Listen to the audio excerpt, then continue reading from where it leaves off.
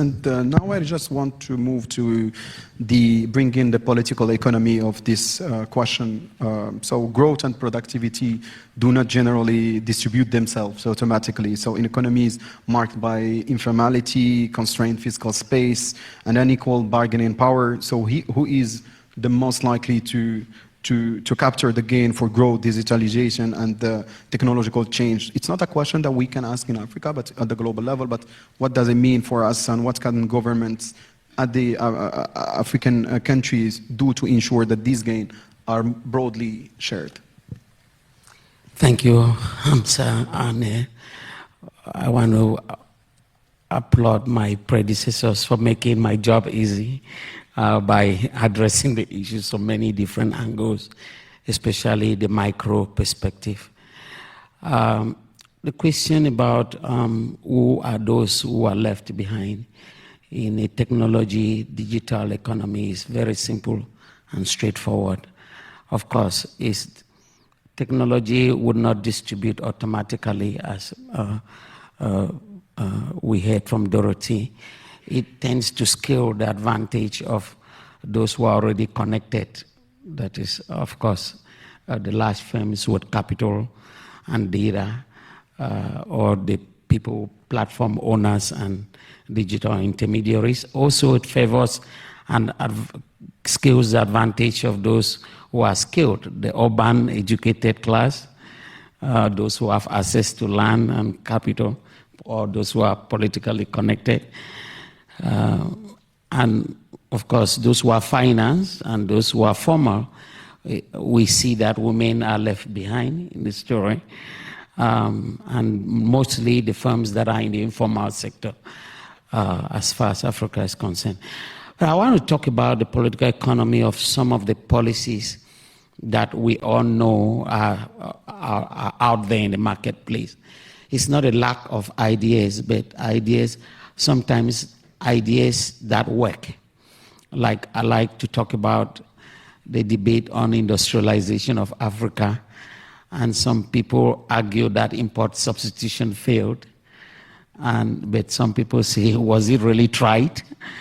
So I want to look at the political economy by looking at just a few policy recommendations on how we can ensure that the gains from growth and productivity are broadly shared. But I want to be very upfront that, as we all know, there are really no real solutions. They're just trade-offs.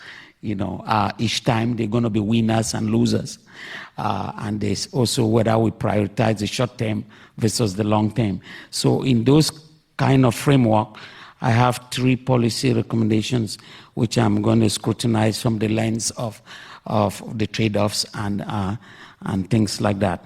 The first one is, of course, we want the informal firms to become formal, but this formalization has to be gradual through incentives, not punishment. That's one category, and I'm going to go a little bit deep into that. The second is how we enhance the role of women, and we frequently don't talk about handicapped women. There's so much that I could say maybe in the second part of our discussion. Women, how we ensure that they are not left behind, but not also handing them social programs that will get them entrenched in the low-level dependency, things like that. And the last category would be on resources, how governments can actually rethink taxation policies towards resource rents instead of taxing productivity and talent and then killing everything. So maybe let me go one after the other. So people, economists typically say we spend 35% of our time building models, trying to understand a complex world, and the rest of the time, 65% explaining why the models don't work. I would like to spend 65% of my time explaining what could make the model work. So we know that we want to ensure that many of the firms become formal, but they would only respond to incentives. The question should be, what would make a firm, an informal firm, want to be formal, instead of government punishing them and or just dictating to them that they need to be formal. It doesn't work that way, as we all know. But we have seen from the experience of Brazil and even the example of Rwanda that if governments can do things like helping to reduce compliance costs, making it economically attractive rather than administratively compulsory for firms to be formal, they tend to take that advantage because lower transaction costs tend to increase their returns to formality and leading to high productivity and broader tax base. So from the political economy side, the challenge would typically be governments would say the fiscal space is already constrained, so giving incentives to firms would result in losses in fiscal revenue, and that's true. But again, the recommendation still stands: broaden the tax base gradually rather than increasing tax rates. And of course, there's also even an institutional challenge whether some governments can actually deliver on contract enforcement, ensure credit access, social insurance, and things like that, because citizens are not going to formalize if governments cannot deliver these simple things. And of course, we know that the political economy challenge is that some large informal sectors tend to have a vested interest in the system staying the way it is because they benefit from weak regulation. So it kind of, So bottom line, people do not formalize because governments ask them to do so. They formalize because formality has become more valuable than informality. And the second recommendation on investing in women empowerment, I think it is very, very clear that women empowerment shouldn't be a social policy, it's a productivity policy. Each hour that women spend searching for water or for childcare is an hour that the economy loses in productive talent. So women labor force participation, the evidence is broad in the literature, always affects household income, child nutrition, health, education attainment, and even overall productivity. So this should not be something to be debated about, but maybe the perspective needs to change, viewing childcare not as a social spending, but as a labor market infrastructure.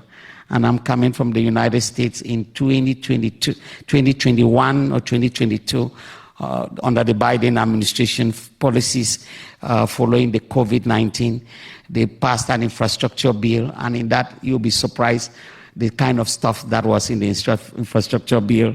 Things like childcare was considered infrastructure, even helping with gender transitions. So all sorts of strange things can be there, put in there. And the evidence in Rwanda was gone far to ensure things like equal inheritance rights, expanding girls' education and maternal health improvement. All of that have paid off, and we can see clearly that those policies are rewarded. Finally, on the tax, how governments need to rethink their taxation policies. It's very strange, especially urban property tax. That's a huge area where the governments are not yet capturing, property taxes. And urban land is increasingly valuable in many African cities, but they somehow are instead going after more taxation on enterprise, on talent, and productivity, instead of going after rents. There's an economic logic that when you focus taxation more on economic rents, the deadweight loss is minimized than when the taxation policy is largely on productivity, enterprise, and innovation. It kills everything. Finally, so let me just say this, and as I pass the microphone, Inclusive growth is not going to be achieved by redistributing yesterday's income. It is achieved by redesigning institutions so that more people can participate in creating tomorrow's income. And the countries that succeed will be those that simultaneously broaden opportunity, reward productivity, and ensure that the returns from natural wealth and economic rents finance the public goods on which future prosperity depends. Thank you.